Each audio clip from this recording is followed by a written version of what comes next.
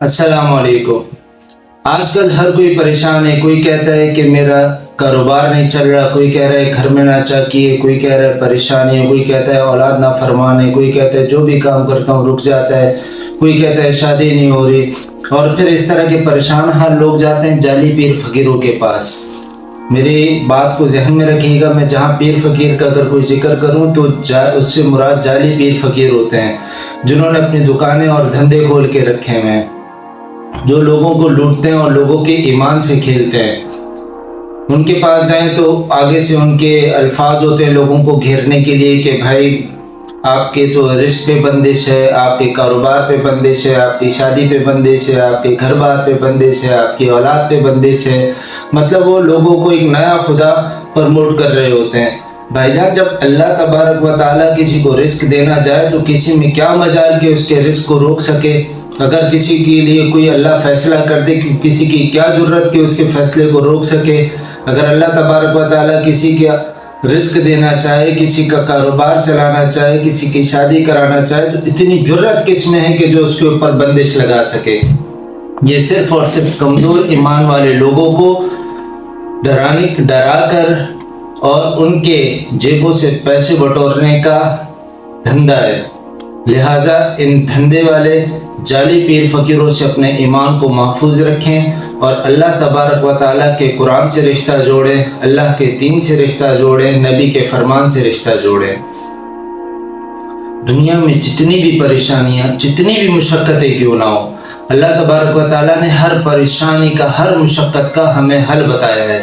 آج میں آپ لوگوں کو 3 ایسے دعائیں بتاؤں گا کہ آپ لوگ پڑھیں اور انشاءاللہ 110% گارنٹی کے ساتھ اللہ سے امید ہے کہ یہ چیزیں اگر آپ پورے دھیان اور سوچ اور فکر کے ساتھ بیٹھ کر اگر پڑھیں گے اور پابندی نماز کی کریں گے، انشاءاللہ اس کا ایفیکٹ بہت جلد آپ کی زندگی میں آپ کو نظر آئے گا۔ اچھا، ایک چیز اور ذہن میں رہے، میں جتنی بھی چیزیں آپ کو بتاؤں گا یہ کسی تاریخ کی کتابوں سے نہیں، کسی پیر فقیر ملا کی کتاب سے نہیں ہے، یہ اللہ کے نبی کی حدیث کی کتابوں سے میں آپ کو بتاؤں گا۔ لہٰذا ابو داؤد کے اندر ایک روایت ہے کہ جو شخص روزانہ 7 مرتبہ صبح اور شام حسبی اللہ لا الہ الا هو علیہ توکلت وہو رب العرش العظیم، حسبی اللہ لا الہ الا هو علیہ توکلت وہو رب العرش العظیم، جو شخص روزانہ 7 مرتبہ صبح 7 مرتبہ شام پابندی کے ساتھ یہ پڑھے گا، اس کے جتنے بھی معاملات کے اندر رکاوٹیں ہیں اللہ تبارک و تعالیٰ کہتے ہیں کہ وہ میں اپنے ذمے لے لیتا ہوں اور تمام رکاوٹیں ختم کر دوں گا۔ اس سے بڑی اور کون سی گارنٹی چاہیے آپ کو؟ جب محلے کا کوئی کونسلر یا وزیر کہتا ہے کہ بھائی آپ بے فکر ہو جاؤ، میں ہوں نا، میں کر دوں گا، انسان کتنا چوڑا ہو کے چلتا ہے کہ نہیں جی مجھے اس بندے نے بولا ہے تو یہ ہو جائے گا۔ تو جب اللہ تبارک و تعالیٰ کہتے ہیں کہ اپنی نماز کی پابندی کرو، اعمال کی پابندی کرو، جو اعمال اللہ تبارک و تعالیٰ نے اللہ کے حبیب کے ذریعے ہم تک پہنچائے ہیں کہ اگر ان کی ہم پابندی کریں تو اللہ تبارک و تعالیٰ کیوں نہیں ہماری رکاوٹوں کو دور کریں گے؟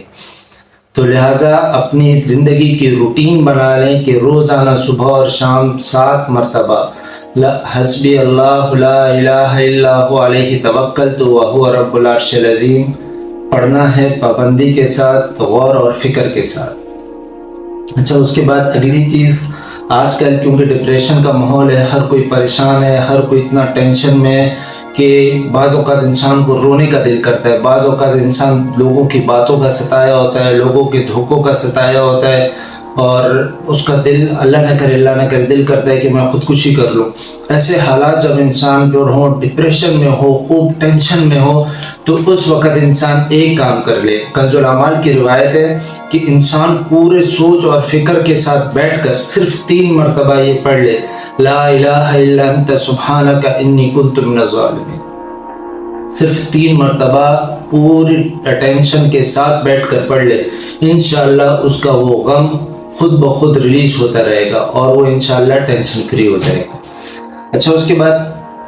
تیسری چیز بہت ضروری ہے اور وہ خاص طور ہماری بہنوں کے لیے بھی ہے اور ہمارے جتنے بھائی سنتے ہیں ان کے لیے بھی ہے کہ جو شخص روزانہ فجر کی نماز کے بعد 3 مرتبہ یہ لائن، یہ فقرہ پڑھے گا، یہ دعا پڑھے گا، تو اس کے لیے اللہ تبارک و تعالیٰ نے 4 بیماریوں سے حفاظت رکھی ہے۔ اس کو مسند احمد نے بھی اور طبرانی نے بھی نقل کیا اس روایت کو کہ جو شخص فجر کی نماز کے بعد 3 مرتبہ یہ دعا پڑھے گا، سب سے پہلے تو اللہ تبارک و تعالیٰ اس کو ذہنی ہر بیماری سے محفوظ فرما دیں گے۔ مطلب پاگل پن ہوتا ہے، دماغ کی کمزوری ہوتی ہے، یاد نہیں رہتا، بھول جاتا ہے، ہر طرح کی مطلب دماغ سے ریلیٹڈ جو بیماری ہوگی اللہ تبارک و تعالیٰ اس بیماری سے اس کو محفوظ کر دیں گے۔ دوسری اس کی جسمانی طاقت اور فالج، مطلب باڈی کی ویکنس کے حوالے سے کوئی بھی بیماری ہو اللہ تبارک و تعالیٰ اس سے بھی اس کو محفوظ فرما دیں گے۔ تیسری چیز اس کی آنکھوں سے ریلیٹڈ جتنی بیماریاں ہوں گی، مطلب ایک آنکھ سے نظر آتا ہے ایک سے نہیں آتا، آنکھ میں موتی ہے، آنکھوں کے بال جھڑ رہے ہیں، دھندلا نظر آتا ہے، یا آنکھیں لال ہوتی ہیں، آنکھوں میں الرجی ہے، XYZ کوئی بھی آنکھوں سے ریلیٹڈ بیماری ہوگی، 110% اللہ تبارک و تعالیٰ اس بیماری سے اس بندے کو محفوظ فرمائیں گے۔ اور چوتھی کہ چہرے سے ریلیٹڈ جتنی بھی بیماریاں ہیں، چاہے وہ برس کی ہو، چاہے وہ خارش کی ہو، چاہے وہ پمپلز کی ہو، چاہے وہ نشانات کی ہو، چاہے وہ جھریوں کی ہو، چاہے وہ کسی بھی طرح کی کوئی بھی بیماری ہو، ہماری بہنیں اتنا سارا ڈینٹنگ پینٹنگ کرانے کے بعد بھی کہتی ہیں ہمارے چہرے پہ اٹریکشن نہیں ہے۔ آج کل تو ہمارے بھائی بھی بیوٹی پارلر کا بڑا رخ کرتے ہیں۔ تو جو بھی بیماری چہرے سے ریلیٹڈ ہوگی، جو شخص اس دعا کو پابندی کے ساتھ روزانہ فجر کی نماز کے بعد 3 مرتبہ پڑھے گا، انشاءاللہ اللہ تبارک و تعالیٰ ان چاروں طرح کی بیماریوں سے 110% اس کی حفاظت فرمائیں گے۔ اور وہ دعا کی کیا ہے؟ چھوٹی سی دعا ہے، اتنی بڑی دعا بھی نہیں ہے۔ سبحان اللہ العظیم و بحمدہ ولا حول ولا قوت الا باللہ۔ کیا ہے؟ سبحان اللہ العظیم و بحمدہ ولا حول ولا قوت الا باللہ۔ یہ چھوٹی چھوٹی دعائیں اگر آپ لوگ پابندی کے ساتھ ان کو پڑھنا شروع کر دیں، اور اس کے ساتھ ساتھ نماز کی پابندی بہت ضروری ہے۔